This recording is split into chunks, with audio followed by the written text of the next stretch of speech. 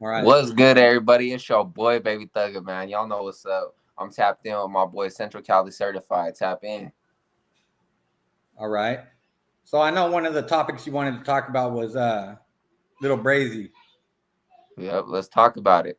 So I've been seeing a lot going viral lately with his interviews on No Jumper, him dissing the North, the South, getting caught out here.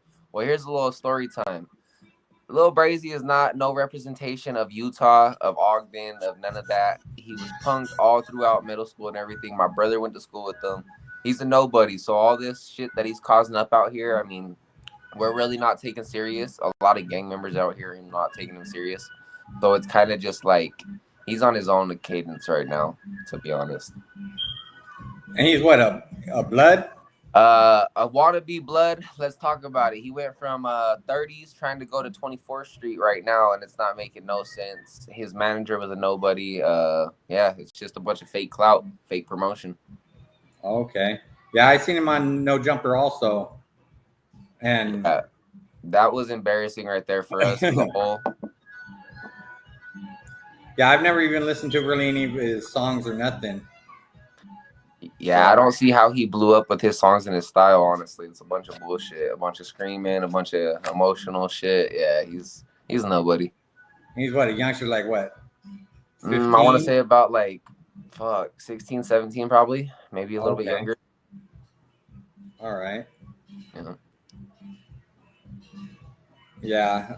I haven't really checked him out much. I just seen him on No Jumper also. And the way he was talking, I was like, man, all right. Yeah, no, and that's the thing too. Like I said, I'm from Ogden, everything like that, but I'm gonna show love where there's love at. So the Northerners out here, they're really down with their shit. Like the Northerners are down. The motherfuckers that ran up on Little Brazy after he did his interview on No Jumper, when Dogtown ran up on him, I'm gonna give props right there too. Dogtown, they're about their shit. Like they really are. They're quiet. They're not really there a lot, but when they do pop out, they pop out either with blicks or they pop out tripping. So I could give love to Dogtown. They got it. Okay. So what's he be doing? Does he be doing shows out there or? So far he's done one show. He was supposed to open with Big Sad when Big Sad came out here, but he got spooked and ended up not doing it. But he's blown a couple opportunities right now. He's kind of just feeding off the clout, but as of like motion right now, he don't got no motion going on no more. Okay. Yeah. What you know about Lefty Gunplay? There's a lot I know about Lefty Gunplay. So he did a show out here. He did a show out here when he first started popping, and he did a show in Sandy. At that time, I was still single, and I had somebody that he was interested in. And this fucker likes to get all smoked out and just blow up females' phones talking about let's kick it. I had to drop on his location out here in Sandy when he had his Airbnb.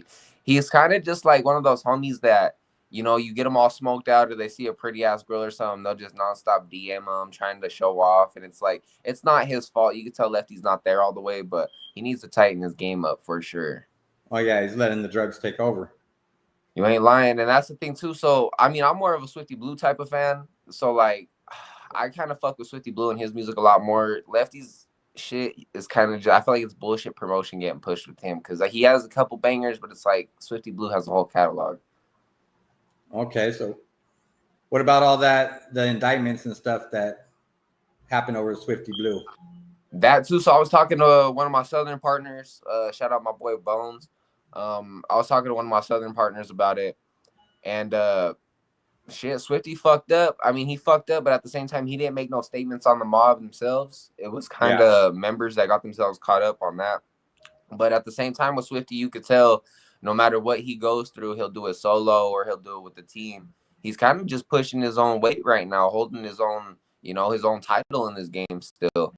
And I know OTR tried to blackball Big Sad out of the game for a minute. And as soon as Swifty Blue found out about that, he came through and did a track with Big Sad. So I don't think Swifty's missing on anything, and the indictment going on. Honestly, I feel like with the way he's able to move, I don't see him facing any subsequent or consequences from that indictment. Yeah, I seen a lot of the stuff that was going on about it, and to me, it seemed like a whole lot of reckless talking over the phone.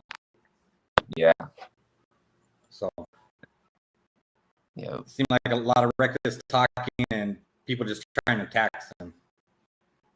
So, okay, what's your opinion on that? So, like, how do you think Swifty Blue, he started basically going on his own accord after they took Money Sign Suede, after they started popping it about? Do you think it was more so, like, Suede that kind of pushed him away from that? Or, like, how can Swifty get back in, like, good standing? I think the only way he'd be able to get back in good standings would be to try to pay it off, to buy his way back in. Okay. Because they want their cut out of everything that he makes. Okay. Same as anything else. If you're hanging out on the streets, they want their cut. Any type of business dealings, and by being underneath their hand, he's going to either have to pay the taxes on. I think that's all. Okay. And then this is something I heard about the mob too. I mean, I know they're predominant in, Cali, Arizona. I know they got some presence in Texas. But honestly, I was talking to one of my partners out here about it, and they're saying that the mob, like the Sureños and everything, they kind of just do their own little program out here. Like they don't really have a mob to answer to, or like somebody like a Weddle Sherm or anybody to listen to right now. It's kind of like the Sureños doing their thing out here. Yeah, I think that's more LA really, where they got the stronghold. Because we got Southerners right here too, in like Atwater and Winton, they're deep. But I think it's more under like where their strongholds are at. Okay. Yeah. And then, okay, this is another question I had right here. So I heard that the numbers on the yards are starting to flip. I heard it's starting to be a lot more non-actives than there are GP. So my question to that is, how long do we see these bigger organizations lasting until, they kind of just hit their arc, their downfall? I don't think they'll really hit their downfall. What it is they're more losing their manpower. And a lot of the people that are leaving, like the regular Northerners, the Southerners, and a lot of it has to do with bad politics, from what I heard. Okay. So they're doing these bad politics and doing removals, being told by one dude to do a removal, and the next thing you know, another one says it was a bad call. And then a lot of people are just not wanting to have to listen to nobody. Okay. Thinking it's not something they signed up for. So, all right, let's get a little into Central Cali Certified's life. Let's let the people know a little bit more about you. All right. I was a skinhead. I mean, out of Merced. I did a few prison terms. The first term I did was 2 years. Got out, did another 2. Got out, did another 2. Got out, and then I caught 12. And then during the 12 was when it kind of like, I think after doing like 10 years or more straight, you kind of start to realize like this shit's getting played out. Okay. And I left the skinhead movement in good terms. I didn't leave on bad terms. Like I told them what was going on. They said, just know that we can't back you no more. Okay. But besides that, it was good terms. Like I live right in the middle of the hood. I'm outside all day, every day. My kids are out there. We go to the park, go walking around. I don't be having the drama like a lot of these people. That's because I try to limit my content too, and not speak on shit that I shouldn't be speaking on. Yeah. See, and that's the thing I feel like with Dubs and Gunner and them. I feel like they pop it or they make a lot of fake stories trying to just fit in with the audience. I really don't understand Dubs' frustration all the time when either you mention his name or Renegade mentions anything. It's like, yeah, so that's kind of crazy. What's crazy is I've never met Dubs. Yeah. I've never talked to him. I didn't even know that Gunner had a channel because I wasn't on the YouTube stuff until I heard about it from somebody else. And then I seen where he started speaking on us, and that's why I made the channel really in the beginning, was because he was trying to smut us up. So okay. So here's this real quick. So how did you so I mean, you're really part of the skinhead movement and everything. So what do you think about sometimes when you hear Gunner or Dubs talk about certain skinhead things, or like they try to make these little jokes? Like, do you take it a certain type of way, or like, nah, how does the real feel? I can care less. Like, that part's behind me. So it's like they can say whatever they want. It doesn't have nothing to do with me no more. But I mean, like, when they tell certain stories of like skinhead movement or programs, do you see like the holes in their stories sometimes? Yeah, sometimes. But I see more holes in the stories when he be speaking about stuff here in Merced. Okay. Like homies and stuff, and there's people from his circle that know the truth. Okay.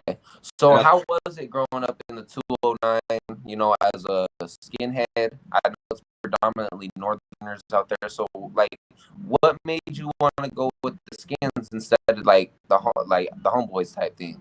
Well, I went more back and forth from, like, Bay Area to, like, Modesto, Riverbank and stuff, because we lived in Riverbank when I was young. Okay. So I'd bounce back and forth from Bay Area to Riverbank and stuff. And like my neighborhood was all Northerners at the time, and then there was a few Southerners like on the outskirts right there. But like a lot of my homeboys were weenies, and I was the youngest one in my neighborhood. So like I would see shit and speak up on it, and end up getting jumped by them. So finally, after a while of being jumped by the Northerners, and then homeboys setting me up and with them and stuff, it kind of like it pushed me away to where I was like, I'm good with all that, and I went a whole different route. Okay. So, as programming as a skin in prison, what's the difference between like a skinhead program and like the Mexicans? It's pretty much the same as like the Serranos, because that's skinhead allies is the Serranos. So we'll program with them. We do a lot of the same program as them, the same workouts. The Northerners, we weren't really allowed to do deals with. We couldn't do dealings with the blacks or the Northerners. And I shared a window with the dude that had the keys for the Northerners on one of the yards. And me and him would chill, talk out the back window and shit, and shit like that. But like even like a lot of the whites we didn't fuck with on the yards. Even though we ran underneath, like all of us ran as white. It was more like if how you got the Northerners and the Southerners and then like the Paisas on the yard, how like they're more militant and then the Paisas is more just like Paisa because they're Mexican. Mm-hmm. Well, that's how we kind of looked at it, the Woods, because they were just more like just there because they're white. Okay, yeah. So that makes, because I know there's two different factions out here. There's Sac and Saw. I don't know the difference between them really, but yeah, I know that's like the only two factions we have out here with them. Yeah, so we were like the front line. If anything was in crack, you knew that we were then be moving first. And we were all like weapons only, so you know if we were coming, then it was gonna be something serious. Okay. Now, all right. So I know a lot of organizations in there. They have secret bank accounts or bank accounts put away for their faction. Is it also like that with the skinheads? Well, no, because actually, like, I was part of an FTB group. So the group I was part of was FTB, which is Fuck the Brand. So there was yards that we would go to, and if it was like a brand that had the stronghold, like say they had P9 on the yard or whatever, we would try to eliminate them off the yard because the whites get taxed on that active yards. Mm-hmm. Whites get taxed $100 per body a month. By just like the skin movement, or just by like the whites. Oh, see, the yards we were on, we weren't taxing nobody. Oh, like pretty much you're doing your own thing. You're taking care of yourself. Yeah, money you make you send to your family. Okay. But then there's the other yards where they're wanting $100 per body, and if you don't got it, somebody on that yard's got to cover it. Okay. See, and all right, so all right, my faction, my hood, it's kind of like this is why I've always kind of had respect for my hood, or like gamed up at least from my pops. because I remember he used to like sit there and put on old school movies like American Me, Blood In, Blood Out, all shit like that, right? And I'd sit there and I'd ask him questions like, "Hey, pops, like, so like about shot callers and this and that." And I don't think my dad meant to, but he kind of gave me up about it. And once I found out that Ogden said like, we don't have shot callers, or we run our own program and we don't answer to nobody. The biggest thing that my dad told me growing up that kind of caught my eye was, we put in our own work. Like, you're not going to tell me go put in work. Like, you could come with me, we'll go put in the work together. But as far as trying to send somebody, it's not happening. Like, yeah. So that's kind of why I've always had respect for my hood. We don't have shot callers and shit. But then again, do I feel like having shot callers is important? Is it needed? Is structure needed? Yes, it is. Because at the end of the day, we used to be a predominant force. We used to have morals, standards, shit like that. But without any type of guidance, it's kind of what's pulled the hood apart and kind of made us look the way that we do. I think that everybody's got to have somebody in control, or you're going to have a bunch of people running around like chickens with their heads cut off, doing whatever they want. So even like that, even out on the streets, like if you're part of something and out doing your thing, there should be no reason why you can't really like put in what you can afford to do a bank for your group or something like that for when shit happens. Yeah. See, and so like, and the thing about Ogden too is we're a close-knit hood, right? So we're not like the South and the North. So more likely, what I'm trying to say is like, so our hood's kind of family oriented. So like, there's three big names in my hood that like kind of started the faction, the movement, all type of shit, whatever you want to put it as. But so there's my side, there's the Alejandres and the Reyes, which is my family. We got the Moncadas and Montoyas, and then the Sotelos. So we kind of are like just like and we're all close knit. Like, I've been in fucking all my big homies and shit. Like, I literally have been around, except for the ones that have been down forever. But like, my pops was really somebody from the set. Yeah. So it was just different. So I kind of like grew up to it without my pops even trying to grow up to it. I was there.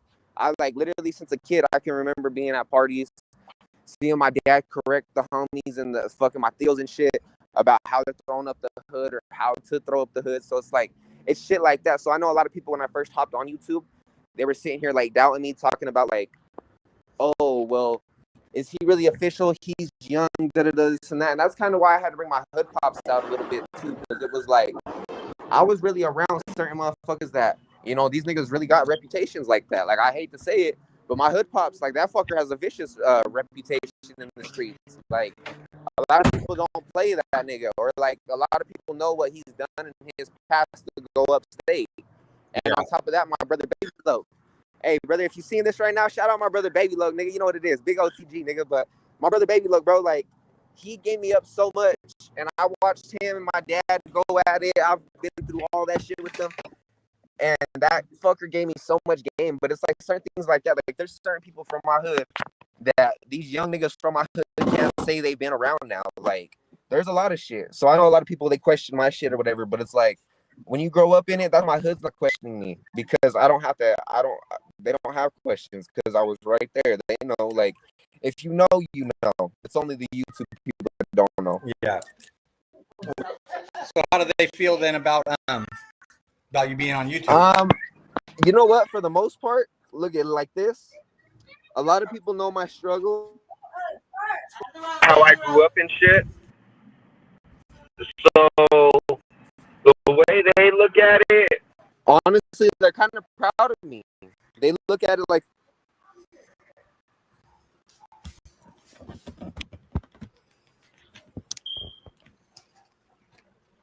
OG. Yeah. You still there? You started to cut out a little bit. All right. Can you hear me now? Yeah, I can hear you. Okay, so a lot of my homies, they know how I grew up. They seen how I grew up, so they see the elevation and everything, and a lot of them are proud of it. I probably got like 3-4 homies that, you know, have an opinion about it, or some little busters that just now joined the hood that we used to have beef back in the day, and now these niggas are from the set because they went to prison. You know, there's certain people, but for the most part, my hood loves me. My hood loves me. I be out there, not on no reckless dumb type shit, but I mean, I ain't hiding. I'm there Yeah. when I pull up in the hood, so it's like, yeah, I might live a couple cities away from it now, but it's not that hard. Yeah. So, you know, there's love and there's hate. When me and my hood pops first started doing this podcast shit and everything, we had a homie call in talking about like, oh, well, let me get on it, and it's like, all right, bro, like, I get that, but at the same time, don't think you're entitled or something, because I run my shit how I run it. So people can take it as arrogant or fucked up. I do for certain homies the way I want to, but other homies, if I see you're just on some leeching type shit or you on some bullshit, I'm gonna treat you like dirt. I'm sorry, but Yeah. it's true. Yeah. But I mean, for the most part, though, like I said, my hood, they let me do my own thing. I don't have to answer to nobody. My pops is still somebody from the hood, still has a good name. You know, he's just going through his own little trials and tribulations of like, you know, people having a monkey on their back and shit. But Yeah. other than that, like, shit's still solid. Oh yeah. But do I care? Hey, do I care to go to war with any of the homies from the hood? Nah, we could do it, because I'm gonna be honest. I'm strapped up like the Navy over here. A lot of homies over here, they don't got the shit that I got, so it's nothing to worry about. They did start Yeah. hating, Yeah. but I got love for my skinheads and my whites. I've always heard nothing but good things about them out here. I heard they go crazy.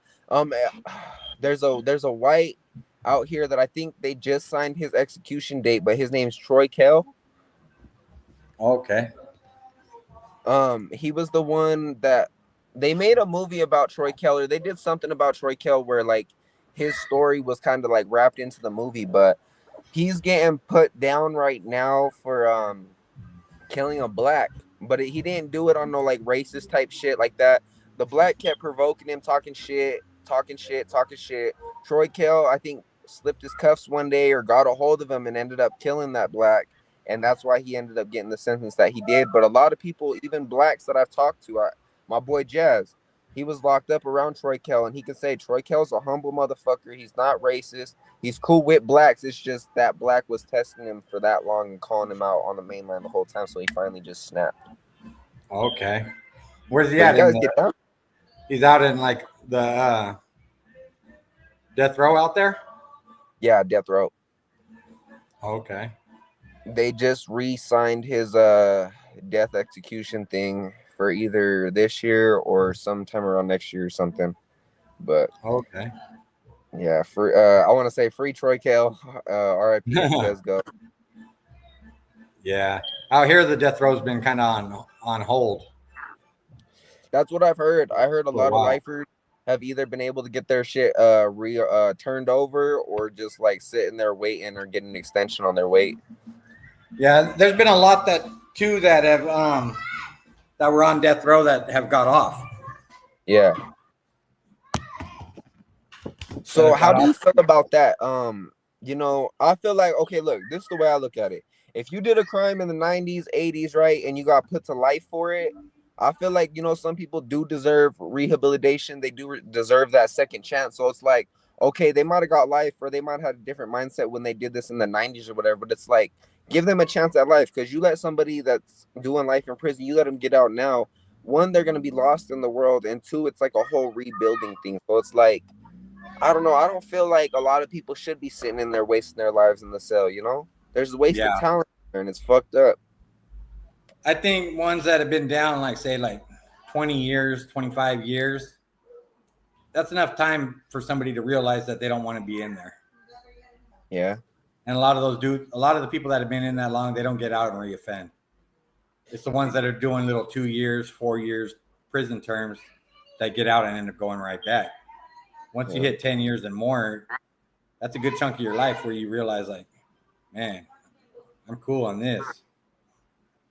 See, and that's what my brother Baby made me realize was, you know, he knew me growing up as a kid. He seen how I grew up and shit. So, like, when I finally talked to him again, I want to say like a year and a half ago, somewhere's around there, like, the fact that he told me, you know, like, I'm proud of you, you got more than what most men have, and like, kind of just told me to stay on my grind and shit, like and shit like that, because that motherfucker was a killer. Like he was a straight G. So for somebody like that to get props and shit like that, it's so different. It's like I'm glad my brother just came home right now. Like he just barely came home. He's staying out the way. Like he used to be one of them active ass niggas, bro. But from right now, what I heard is he's staying out the way with his wife, and I'm proud of him. So Anthony, some people do change. come here. Hold on 1 second. Yes, sir.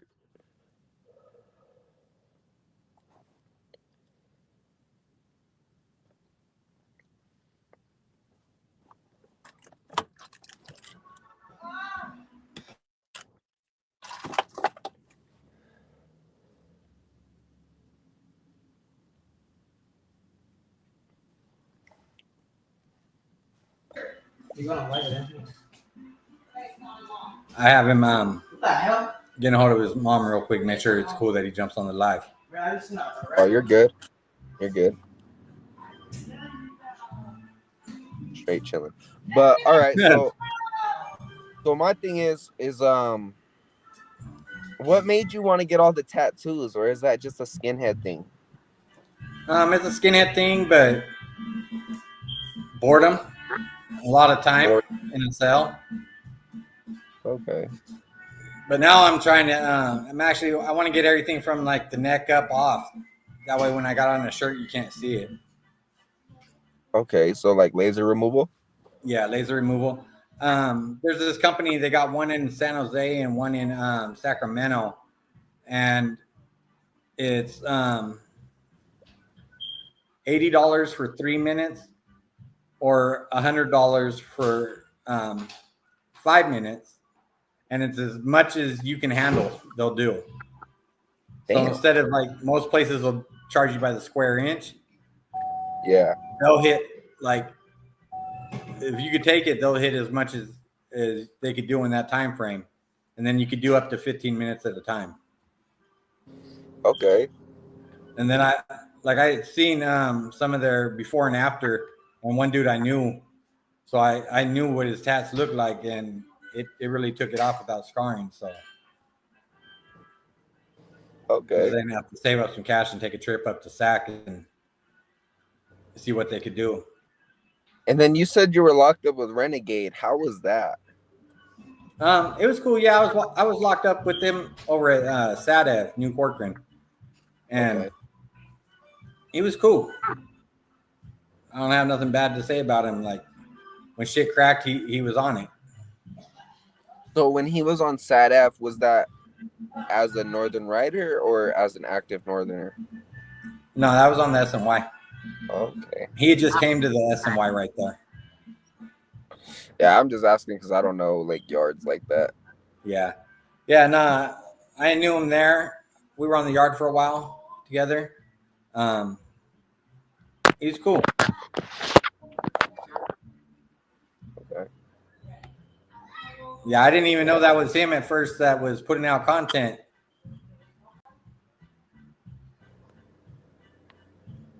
So it really is like when you go to prison out there, or somebody does start doing something as like that used to be in the street life, like it kind of is like a smaller world out there when you really get into it, like logically, huh? Yeah, I think it's smaller when you get out here, because like in there you start running, you meet so many people, and if you're putting in work, you're bouncing from yard to yard, or from prison to prison.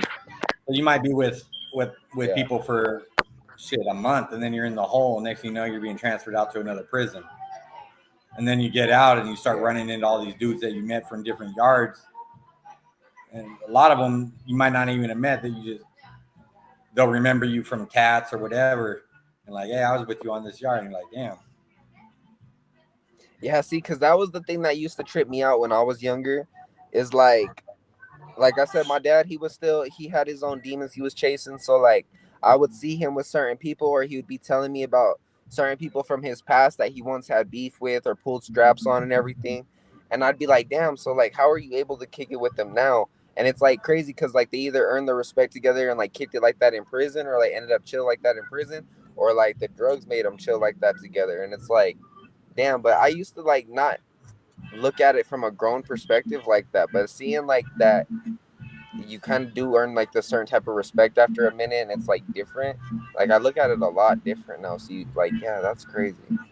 Yeah.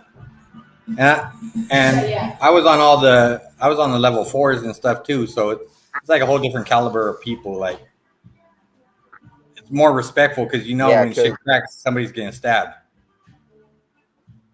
yeah. See, because out here in Utah, we don't have levels. We have if you're really mainlining it like that, you're going to STG, right? So my Yeah. pops, he was in STG, and yeah, he was. Yeah, there. We'll drop a little. We'll drop a little secret for everybody. I'll give my boy some content to post. There's a little All secret I right. got for y'all in a little bit. Let me see. I'm gonna move chairs to this one real quick. Here, come over to this one.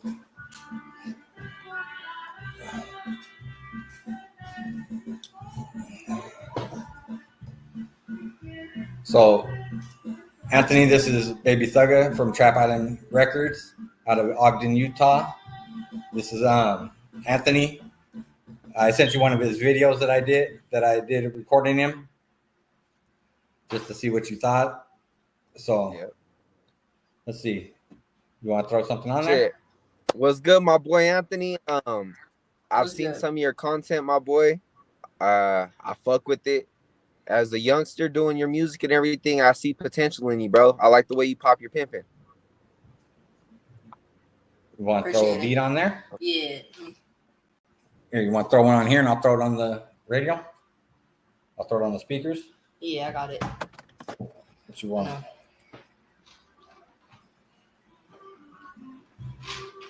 We'll let him put something out for you real quick. I bet. That one? Okay, hold on. Let me connect like this.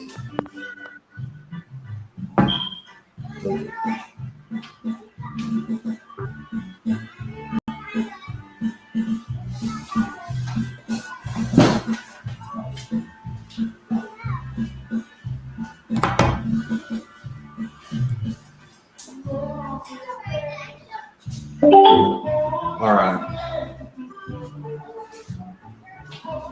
Ready? Yeah. Yep. Think you can hear it? We should be able to hear you. You hear the beat? Can you hear the beat? Yeah, I can hear it. Ain't no point in vest. I'm aiming to knock your top off. My niggas outside sending shots like it's top off. Sending all them vests up on the neck, get you knocked off. Animal bill, I swear to God, I'm about to pop out like damn. I just popped the Zan. He keep talking on that net, so I have to pack his mans. Blow a sucker nigga down, and I ain't talking Pakistan. Blow a sucker nigga down, and I ain't talking Pakistan. Hey, chopper blow like a whistle. Told the bitch to leave, that's an early dismissal. Shake they block up, and I ain't talking about no Skittles. Been meant to step on shit since I was fresh up out the spittle. Hey, been meant to do this rap shit. I was making statements, all them niggas on some rap shit. Niggas steady lying on the ground, they on some cap shit. Shout out to my bro, they the ones who really smack shit. You ain't never outside, we the ones who really up the scope. Shout out to my shooter, they the ones who let the chopper blow. Blowing down, watch how they all fall like some dominoes. Blowing down, watch how they all fall like some dominoes, bitch. That's a face shot. Cotty typing on that keyboard and let the Drake talk. My nigga selling 50 out the corner like a bake shop. Sock a nigga right up in his teeth to get his face clogged, bitch. Hey, we on different timing. Really about what I rapping. I am not just rhyming. Catch niggas up on, I feel like I'm a fucking lion. Yo, bitch, do what I say. Like my name is Simon. Knock niggas out the ring. Like my name is Tyson. Hella snakes on my block, but we call him Python. Used the bitch to set that nigga up, and she knew the assignment. Socked to my pockets after that and told the bitch stop whining. Ain't no point in best, so I'm aiming to knock your top off. My niggas outside sending shots like it's top off. Sitting all their best up on the neck, get you knocked off. Then I'm on this, I swear to God, I'm about to pop off like damn. I just popped the Zan. He keep talking on that net, so I have to pack his man. Blow a sucker nigga down, and I ain't talking Pakistan. Blow a sucker nigga down, and I ain't talking Pakistan. Yeah. See, I fuck with it. I fuck with it. See, that's right there. That's what I'm talking about. You remember my? So look, I got a homie out here right now. He goes by FNN Tai Tai, and you remind me of him right there. You got potential, my boy. I fuck with it, bro. The way you pop your pimping at a young age, like you put your words and everything together, like you got it right there. I fuck with it. A little bit of help and some pushing in the right direction. Yep. And see, I was talking right here too. I do want to start, like, with your permission or whatever. I do want to start, like, at least posting you on my shorts or whatever, cause like you got it, bro. And like when I was pushing my sister's music, we had it. I'm about to start pushing Ty Ty and my boy. I got my other homie right here. His name's Anthony too, and he raps like a motherfucker. Like y'all got that flow, like you guys got that new generation flow, and I fuck with it tough. Yeah. So like, where do you see, like, what do you see, or what's your goals with the music shit, or do you take it serious? Do you not? How you feel about it? Yeah, I take it serious. I'm just trying to make it. I don't know. Trying to get my music out there. I feel it. Do you got any? How do people reach you? How do they find you? Are you still too young? You still ain't popping it on Instagram yet? How is it? So a little while ago, when I first like started like taking it serious, probably a couple years ago, I posted some music on YouTube, and then I know how to like distribute all my music too. So. Okay. So, and you're out of like, are you from Southern Cali, Northern Cali? Let me know. What's your background? I'm from North Cali. Okay. See, and you got that Northern Cali flow too, and I fuck with it. Like that right there, I can see like another DB about a bag, or like that's like that DB flow. I fuck with it, bro. Like you got it right there for sure. Yeah. But all right, so do you got a rap name put up yet, or like what do you go by? Right now it's complicated, but Young Jay's like my one name right now. Okay. Do one more. Yeah, okay. So throw one more out there for you guys. My advice right now. What happened? I say he's gonna throw one more out there for you guys. Yeah. So my advice to you right now would be start with your branding now. I mean, you got the flow, you got everything that you need for it. So kind of you got to just like brand yourself a little bit, you know, come up with like a unique ass name, something new generation that kind of goes, but like you got it, bro. You just got to think of the branding now. I started thinking about Trap Island Records about when I was 16. It used to be just Trouble 801 when I started doing music and everything, but then I started looking at it like, damn, like I kind of want to do this shit like the next Death Row or something. So I'd say think about your branding or what kind of like movement or team name that you'd want for your shit, for your own shit. You know what I mean? For your team, you know? I'm about to do another one. This one's a different like flow. And then get a channel set up where you start throwing some shorts out with you guys. Yeah, see, that's the plan that I want to do is I want to start throwing some shorts. That would be cool right there for sure. All right, you ready? My boy Cali certified. We are having a little bit of a lag though. Okay. It's like a different flow, like a Detroit type flow, kind of. Just explore my options. Okay. Hold on. Okay. These niggas be eating chop bullets like they named Pac-Man. The chop make a nigga cha-cha and do a tap dance. What's the chance of sliding on the op? Man, it's a fat chance. You can tell she a big back, she got that fast dance. Hey, but she a real bitch. I'm riding through that block with a chop, ready to kill shit. Squeeze the chop and let that bitch pop into the still clip. You can tell her anything you want, but I'll still hit. You can tell her anything you want, but I'll still clap. Even though that I don't drop no more, bitch, I'll still rap. A year ago, he said he'll slide on me, and I still cap. Hit your bitch with a headshot, peel off her silk cap. Don't be mad at a peak cause she chose up. You ain't never shoot that Glock, nigga, pick your pole up. Beat your bitch down to the floor, gotta pick the flow up. Before you worry about another nigga, get your cho up. Hey, that's not your jurisdiction. I can't fuck with her flop top cause it's too much spit. Get the Glock and let that bitch pop it to the still kicking. Hold on, bro, we gotta spin again. Them niggas still dissing. Hey, shit, y'all need to stop it. When I'm clutching on that small bitch, this a rocket. Get the Glock, twist it. Pull it, bop it. The movies niggas doing too big, you can't top it. These niggas be eating chopper bullets like they named Pac-Man. The chop make a nigga cha-cha and do a tap dance. What's the chance of sliding on the op? Man, it's a fat chance. You can tell she a big back, she got that fast dance. Hey, but she a real bitch. I'm riding down a block with a chop, ready to kill shit. Squeeze chopper, let that bitch pop it to the still click. You can tell her anything you want, but I'll still hit. Let's go. See, that shit is hard. That shit, see, That's what I'm talking about. The way you can flow on any type of beat, like, yeah, that shit's hard. That shit's hard as fuck. Oh yeah. Yeah, he came down for the summer, Yeah. so He he'd be got going to. around to all the family's house. So when he came over here, I was like, I'm gonna have to see what I can get him to put out there. See what Yeah, you no, guys we're like. locked in now for sure. And yeah, we're locked in for sure. And especially since it's gonna be easy to get a hold of you since your boy right here, like it's gonna be good. So yeah, we locked in for sure. Oh yeah. Yeah, I'll give him your number and stuff. That way, when he goes But I home, you mean, guys he can got still the be able to flow, he stay in got the contact. ethic. He just needs a little bit of a push behind him. He'll be chilling. Yeah. Yeah, I'll make sure when he goes home that he's got your number and everything so you guys can stay in contact. Yep. Hell yeah.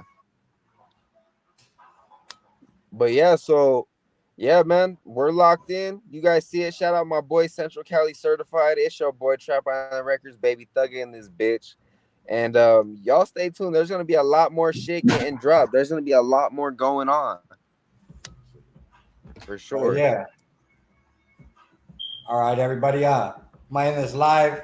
Yo. I should give you the options to be able to download and stuff.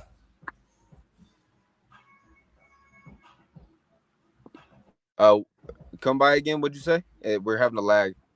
I said it should give you the option to be able to download after I hit the end. Okay, yeah.